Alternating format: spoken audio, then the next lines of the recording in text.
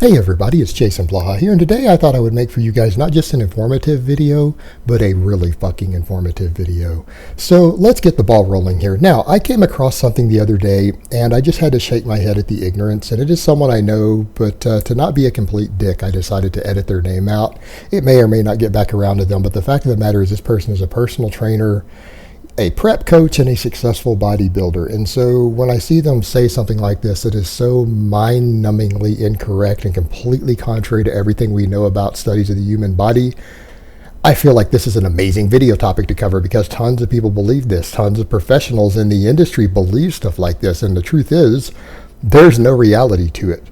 This whole idea that you're going to increase metabolism with meal frequency or carbohydrate frequency is a very, very outdated hypothesis. This was based upon the idea that you have what's called the thermic effect of food, which is a very real thing. And here's how it works. Basically, out of your three basic micronutrients, we're not even going to get into alcohol. That has an insanely high TEF that's even hard for us to measure. But we have fat, we have carbohydrates, and we have protein.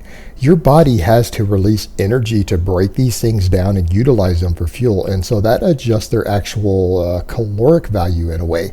So what it turns out is that fat has somewhere between a 0 and a 3% thermic effect. It has virtually none. You can just digest, absorb, and utilize fat directly very efficiently, and it has an enormous amount of calories per gram. It has almost no thermic effect.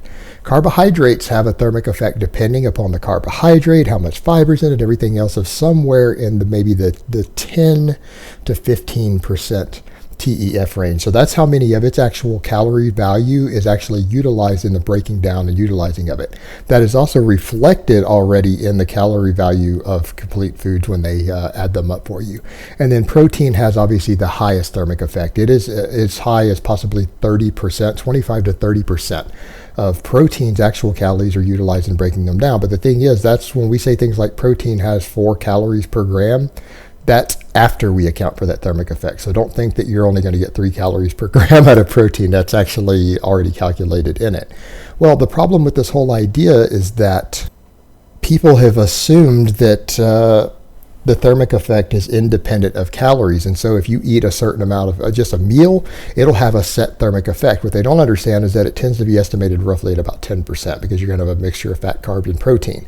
Well, the problem is that, again, people are like, well, if I'm going to burn X number of calories, say 50 calories or whatever it happens to be from a meal, then if I eat 6 meals a day, I'll burn 300 calories through the thermic effect of food and rev my metabolism up. Well, the problem is that it doesn't work that way unless you doubled the amount of food you ate. Meaning if you ate 3 meals of 500 calories, sure, you'd end up with a thermic effect of maybe 150 calories approximately. And if you ate 6 meals of 500 calories, you would burn 300 calories of it. The problem is that one of them, you would have to eat twice as much food and calories for the day. The thermic effect is basically a percentage of the calories of the food. So the problem is that this doesn't work. It doesn't help you lose fat. It doesn't speed up your metabolism in any way. You're just eating more food. And the thing is, your metabolic rate itself is affected minimally by meal timing. I mean, what you eat itself, even starvation and everything, affects your net metabolic rate much, much less than people seem to think it does. It's been highly overstated how much you can actually negatively impact your metabolism in the short term with the composition of your diet. And if you look at what Eric Helms has put out a pyramid on this, and Eric Helms is really relevant when we get to these discussions about particular things like bodybuilding and nutrition, because he is kind of a unicorn of bodybuilding. He is probably the only person with a legitimate PhD in bodybuilding. He did his doctoral work in nutritional science, earning his PhD, studying competitive bodybuilders in contest prep with a pretty large sample group, and did all his doctoral work on it. So you could actually say that he technically has a PhD in bodybuilding. Furthermore, he is one of the very few natty pros who actually does appear to be natty. So he's all around a very, very rare individual.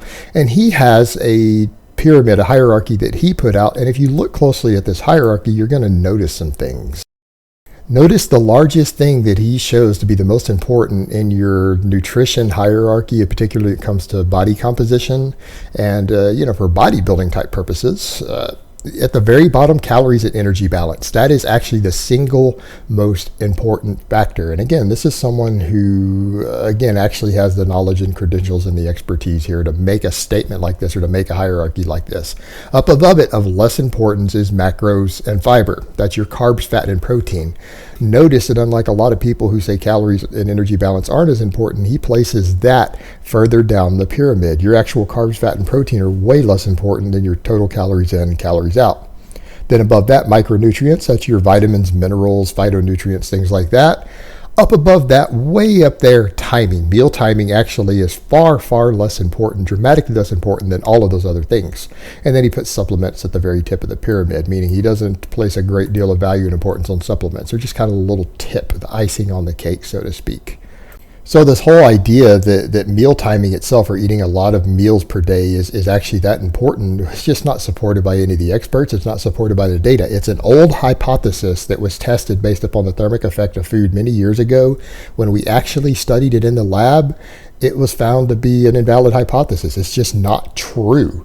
So people who are still following it followed an old hypothesis that was postulated and then found to be nonsense many, many years ago. So anyone still following it really, really needs to get up to speed with the research from the last 15 to 20 years, because they're way behind the times. And remember, the original wasn't supported by research.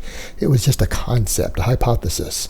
So again, people are coming up with this idea that that's going to negatively affect metabolism in some way. And the thing is, we don't see people lose their metabolism who do intermittent fasting. And I'm not that big of a fan of intermittent fasting, but people still maintain their metabolic rates on it.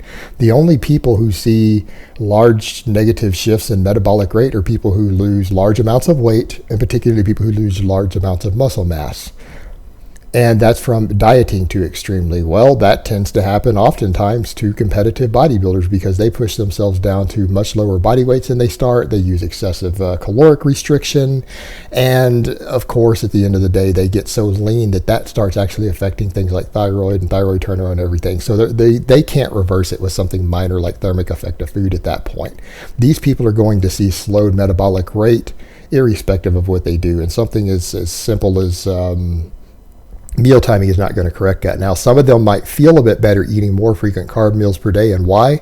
They don't have energy reserves. They're getting really lean. So they're going to feel terrible if they don't get carbs in on a regular basis, because their blood sugar and things are going to drop low because their glycogen stores tend to be depleted. They don't have energy reserves because their body fat's getting excessively low. So maybe mood-wise and energy-wise, some of those people might benefit from it. But their metabolism, absolutely not. Now, the whole starvation component of it, this idea that if you're only eating 3 meals a day or something versus eating every 2 to 3 hours, that it's like a furnace, like he's talking about with the thermic effect, we've already thrown that out. And again, that's not metabolic rate. That's the thermic effect of food. They are absolutely not the same thing. You're having an extra thing in your body that's causing it to burn additional calories, not related to your metabolic rate. That's like saying if I go do 6 hours a day of walking and I go briskly walk around my neighborhood for 6 hours every day, that my metabolism is going to go up. No, you just burned calories through an external source that has nothing to do with your metabolic rate. So that is also, it's just silly at that point to look at it from that perspective. It's not, you're burning calories through a different thing. We could call it total energy expenditure or total daily energy expenditure, the TDEE, but that's not metabolism. That's your total activity, including eating foods that burn through some of their own calories, does affect it. So it's all about just energy in, energy out, not the meal timing.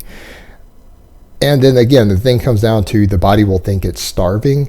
Well, when the body thinks it's starving, again, it takes sometimes weeks and months to see any significant shift in metabolic rate. And it's actually very, very small. We're talking, the most extreme we've seen is a shift in BMI of maybe 10 to 15% from extended starvation, meaning you put a very active male on 1,000 calorie a day diet who's doing lifting and cardio every day for months on end, he might see that much shift in metabolism. And he might have a base metabolic rate of 2,000. Well, 10 to 15% shift is only 100 to 150 calories a day.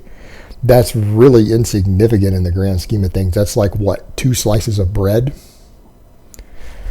That's a baked potato difference, and they have to do very, very extreme diets to see that sort of shift. So it's not something that's going to be a real concern for people, that not eating, that going half a day without eating is going to cause something 100 calorie a day shift in your metabolic rate, when in studies it seems to take 3 to 6 months of prolonged near starvation level calories to ever see that happen in a human being, an active human being in studies.